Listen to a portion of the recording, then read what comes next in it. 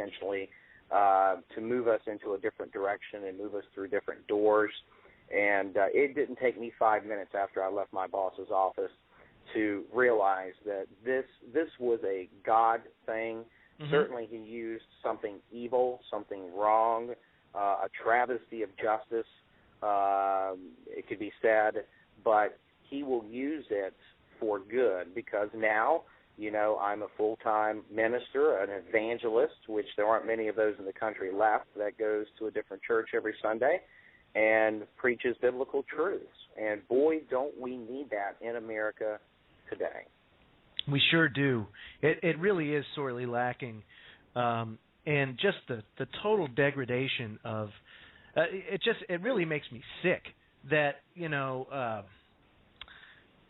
I can turn on the television, and if it doesn't even have to be after 8 o'clock anymore, or late night.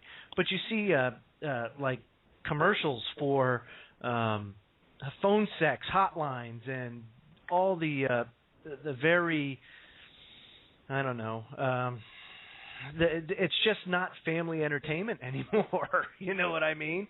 And well, our country has changed a lot. We have simply moved away from the biblical principles that the country was founded on, and now there is, a lot of moral corruption out there. There's a lot of people that call good evil and evil good. Mm-hmm. And I think our founding fathers, though not all of them were Christians, some were Christians, some were deists, and, most of them were at least deists. But the bottom line is they did recognize God and his ways and his truths, and we have strayed so far from that that it's really sad. And, I believe God blesses nations, and I believe God can curse nations. And he has blessed this nation for many a century. But, he's a patient God, but he also is a judging God at times. And, at this point in our country, I just look at what we're doing, and I wonder, when is God going to act? Well, let's speak to that. Let's just speak to that. The condition of the country. We see a lot of things these days. I mean, if you ask me, and I'd like to hear what you think about this, we're really at a tipping point with this country, with our country, with where we're headed. I see a lot of events or possible events that can all culminate in a drastic change in the way that we live, in our lives, in the way that this country is in the world, on the world scene. How do you think, or where do you think that we're going, the direction that we're in? How do you feel about the United States and where we're headed? Well, I'm sure most of your listeners would know their Old Testament enough to remember a couple of cities called Sodom and Gomorrah. Oh, boy, yeah. I mean, I don't know what else to say other than that. That's where we're heading. I'll tell you that I had the opportunity to spend some time with one of the premier evangelists in the entire country. He speaks to crowds of 10 and 15,000 a night, mm-hmm. And does citywide revivals. And I looked him straight in the eye this week, and I said, brother, I look at the church in America today, and it's on life support. What do you say? And he looked me straight in the eye, and he said, you're right. It's on life support. And so, when you look at the country, you can look at the moral corruption, and you can look at, all the evil out there, and the, good being evil and evil being good out there, people are calling. But, then you got to look at the church and say, well, where's the church right now? Where's the church? And the fact is that even the Christian church, forget denominational labels, the Christian church in general is on life support, and that's one of the reasons I believe I've been called to go out to the churches and try to wake them up through the power of God. And it's a very, very a noble pursuit for sure. Don't you feel that there are many, I don't know how you feel about this, and I admire the fact that you're doing it as far as from an evangelical standpoint, being that you're not picking a denomination per se and sticking with that. See, my belief is that it was really never meant for us to build buildings and build churches and to sit in the same building all the time and kind of stagnate there, knowing that you see the same people every Sunday or Saturday or Sunday, and it just it kind of goes against what the Bible said, where Jesus told his disciples, go out and spread the word and take nothing but the cloak on your back. Right, and the fact is if you look at the world right now, just get outside the country, because I've had the opportunity to speak and preach in Russia and Cuba and recently Nigeria.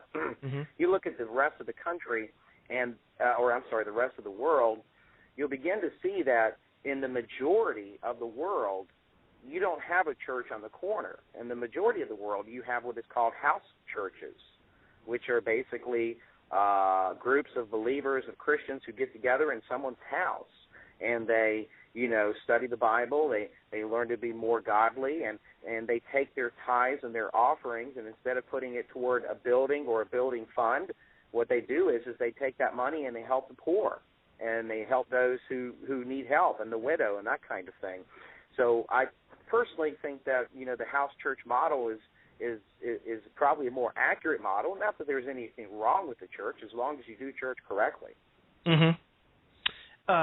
I got a question from the chat room, and actually it's more of a point, and I want to bring it to you, and it has to do with the way that you were fired. And he goes, I was taught 30 years ago that if an employee gave notice, that you either got rid of them then or you watched them more closely. Do you kind of feel like what you said at that church that day was giving your notice? Would you take it that way?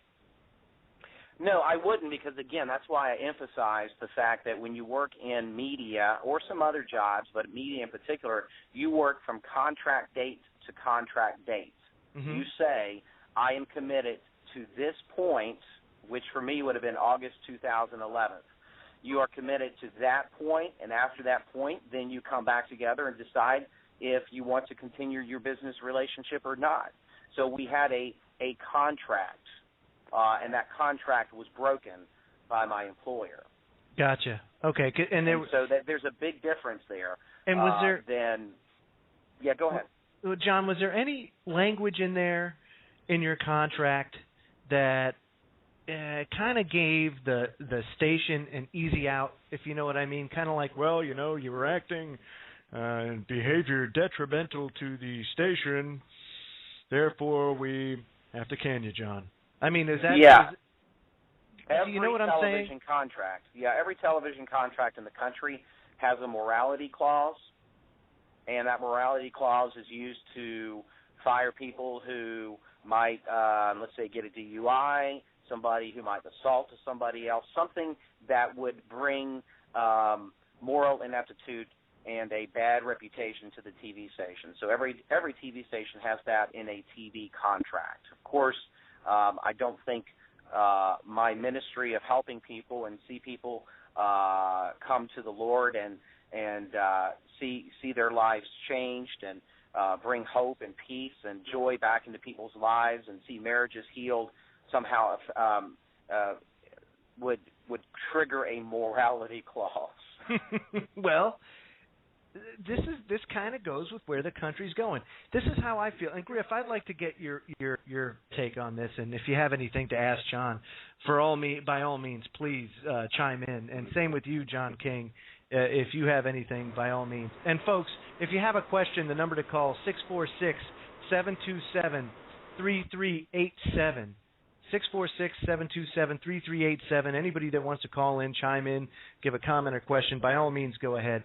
But Griff, the world is 180 degrees out of phase. So what we see as reality is 180 degrees out of phase by the way people actually live their lives. People that are listening to this show, they kind of see things for what they really are, They got their free thinking goggles on, or their free thinking tinfoil hats, or whatever you want to call them, but our eyes are open. So it doesn't surprise me that they would use something called a morality clause to do something like that to John while he's exercising something that's totally moral. Well, they did not. They did not exercise. They did not tell me they were exercising that clause. Oh, right. Well, I guess what I'm just saying is it wouldn't surprise me in the least if that happened, seeing as how the state of the country is the way it is. Griff, is there anything you can add to this, or yes, by all means, quite a go bit. ahead. First, I need to know, John, why do you think they fired you? Well, I'll just tell you that everything that they listed over the course of that 5 or 6 month time period related to my ministry, the ministry. And so I would never have gone to the Equal Opportunity Employment Commission in the state of Virginia, which is a federal government entity, and file a religious discrimination complaint / lawsuit against Wavy TV and Lynn Television out of Rhode Island, Providence, Rhode Island. So obviously, in my mind, I cannot understand. I don't look at it and say, well, I had a big salary, let's get rid of them, knowing that that big salary was deserved because of the number of viewers we had. So that goes out. Then I can think to myself, well, if it wasn't the salary, well, what was it? And as I go through everything, it's like none of it makes sense. None of it makes sense. The decision he made was bad for business. I can give you insight into why they fired you. I've been around law for a long time, and in recent years, I had an occasion to do extensive, in-depth research legally into DuPont. DuPont was doing the same thing here in Richmond to a group of men that had been there all of their adult lives. And in that investigation that went on for years, we discovered something that was national and even worldwide. And I am certain, as I listen to you, that it was the reason they fired you. You might investigate this a little bit. Every large corporation has an associated homosexual organization that's very powerful, very coordinated. They're all coordinated one with another all over the United States and worldwide. They go under different acronyms. Now, DuPont is BGLAD, B-G-L-A-D. They're all different. The United Nations is G-L-O-B-E. Now, the BGLAD is bisexual, gay, lesbian at DuPont. American Airlines, all of the airlines, all of the manufacturing, government, the Pentagon has one, the Senate, everything in the United States has it. Procter & Gamble's. They are all controlled personnel-wise through diversity, very powerful organizations, deeply embedded in the corporations. And the controlling men in the corporations seem to take orders from the diversity unit. Anytime you come in there with Christian or religious and start flaunting it in their eyes as they perceive it, you will be fired one way or another, or grief will come down on you. I've seen it too many times. That is the reason that they fired you. Well, I can tell you this. I just want to say one thing. Mm-hmm. While you say grief will come upon me, I want you to know that God works in a really interesting way because it's now been 5 weeks and I have no grief. All the grief seems to be right now with Wavy TV and the number of viewers. So what they intended for evil has turned into good for my life and has literally turned around and become evil for them. That's how God works. Well, I'm glad it's working that way. By that, the term grief, I meant in the employment. Right. If you had stayed there, it would have been pretty miserable for you. But it comes out of those organizations. Google diversity and start going in. They've cleaned up their act on the Internet.